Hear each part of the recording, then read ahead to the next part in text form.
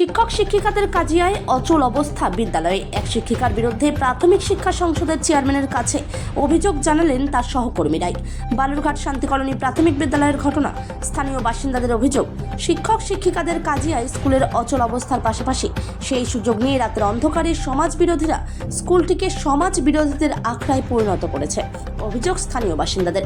স্কুলের শিক্ষক শিক্ষিকাদের কাজিয়া নিয়ে জেলা প্রাথমিক শিক্ষা সংসদের চেয়ারম্যানের বক্তব্য, তিনি অভিযোগ পেয়েছেন, তিনি বিষয়টি নিয়ে তদন্ত করে দেখবেন।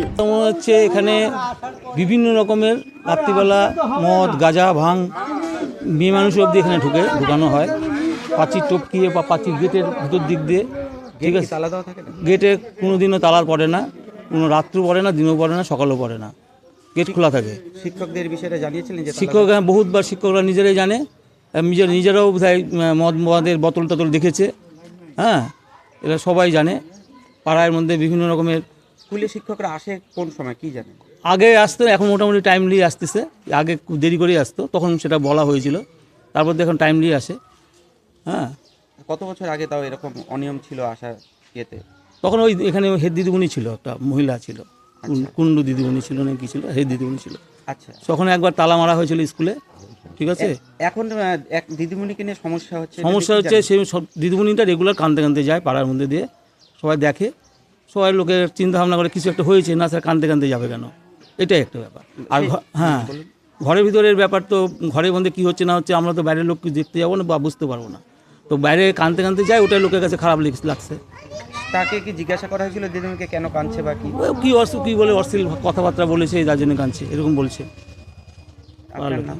আমার নাম সঞ্জিত বিশ্বাস, বাড়ি শান্তি কলোনি স্কুল। অলরেডি একটা এসআই লেভেল থেকে একটা কমপ্লেনও হয়েছে, সেই থ্রুতে এসে আমার কাছে। তো যাই হোক, আমি দেখছি বিষয়টা, এটা তদন্ত করে আমি নিজেই যাব সেখানে। কেন এটা করছে, যে হেডমাস্টার মশাই আছেন যিনি ওখানে, কেন স্কুলে তালা, গেটে স্কুল ছুটি হওয়ার পরে এটা তো তালা পড়ে যাওয়ার কথা গেটে, কেন তিনি সেটা ছেড়ে রাখছেন, সেটাও একটু আমি তদন্ত করে দেখছি। এবং সেই সামগ্রিক যে বিষয়টা, আমি শিক্ষকদেরকে, ওখানকার শিক্ষকদেরকে ডেকে আমি বিষয়টা সমাধান করার চেষ্টা করছি। বলছি এলাকার জনগণ বলছে রাত্রি হলে স্কুলের গ্রাউন্ডের মধ্যে নানা রকম অসামাজিক কার্যকলাপ চলে, এই ব্যাপারে কি বলবেন? সব থেকে একটা বিষয় বলবো যে গ্রামবাসীরা, মানে আমরা যেটা জানি শিক্ষাই জাতির মেরুদণ্ড, মানব সম্পদ উন্নয়ন যেটা আমরা করি, সাথে বাচ্চাদেরকে তৈরি করার যে পদ্ধতি, যে স্কুলগুলো, তো সেইটা যদি গ্রামবাসীরা আমাদেরকে সহযোগিতা না করে, তাহলে তো গোটা সমাজটাই ভেঙে পড়ে যাওয়ার একটা পরিস্থিতি তৈরি হয়। তো সেখানকার গ্রামবাসীদের সঙ্গেও আমি দেখছি বসে, সেখানে নিশ্চয়ই লোকাল কাউন্সিলর আছেন, ওনার সঙ্গে বসে কেন পরিস্থিতিটা এটা হচ্ছে, প্রয়োজন হলে আমরা প্রশাসন